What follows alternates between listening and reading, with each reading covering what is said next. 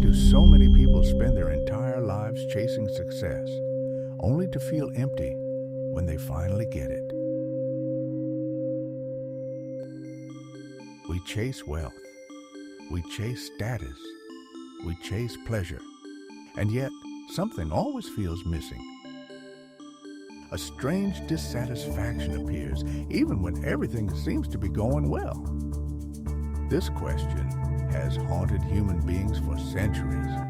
More than 300 years ago, a philosopher named Baruch Spinoza tried to understand why.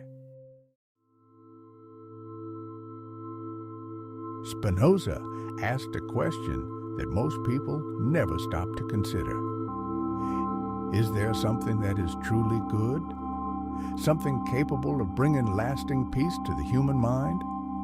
Or are we destined to spend our entire lives chasing things that never truly satisfy us?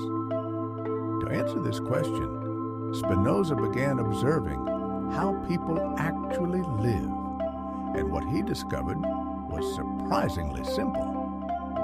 Most people believe that the highest good in life can be reduced to three things: wealth, honor, and pleasure. These are the things people spend their lives pursuing. But Spinoza noticed something strange. The more people chase these things, the more restless their minds become, because these things share a dangerous trait. They distract the mind. When the mind becomes obsessed with wealth, recognition, or pleasure, it loses its ability to think clearly. And after these pleasures fade, the mind often falls into sadness. So the question remains, is there something beyond these fleeting pursuits? Something that can bring joy without bringing suffering afterward?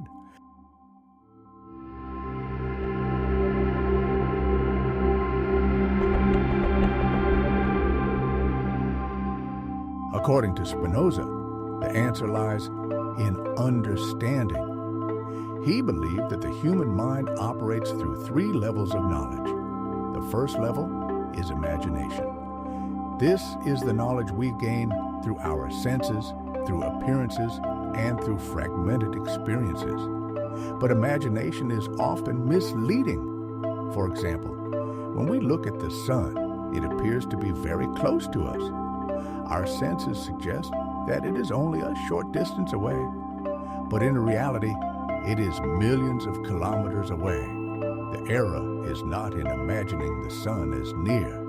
The error is in believing that imagination alone reveals the truth. Beyond imagination lies a higher form of understanding: reason. Reason allows the mind to understand the true relationships between things. It reveals patterns, causes, and principles that govern reality. But Spinoza believed there was an even higher form of knowledge: intuition. This is the direct understanding of how everything in the universe is connected. Through this understanding, we begin to see that nothing exists in isolation. Everything is part of the same infinite system. Spinoza called this system God, but not in the traditional sense. For Spinoza, God and nature are the same thing. The entire universe is one infinite reality, and everything that exists is part of it. This realization changes how we see ourselves. Most people believe they are free because they are aware of their desires, but they rarely ask what caused those desires. In reality, human beings often live in what Spinoza called a condition of servitude, not political servitude, but emotional servitude. We are constantly pulled by emotions, fears, and desires that we do not fully understand. But the moment we begin to understand the causes of our emotions, something changes. The more clearly we understand our emotions, the less power they have over us. Understanding transforms emotion. Spinoza believed that the highest human happiness does not come from wealth, status, or pleasure. It comes from understanding. understanding ourselves, understanding nature, and understanding the infinite system that connects everything. From this understanding emerges a deep and lasting peace, a peace that does not depend on external circumstances. Spinoza called this the intellectual love of God, because when the human mind understands reality clearly, it begins to love the very order of existence. And in that love, the mind discovers its greatest freedom. Because the truth is simple.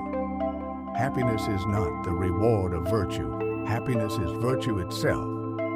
And everything that is truly excellent is as difficult as it is rare.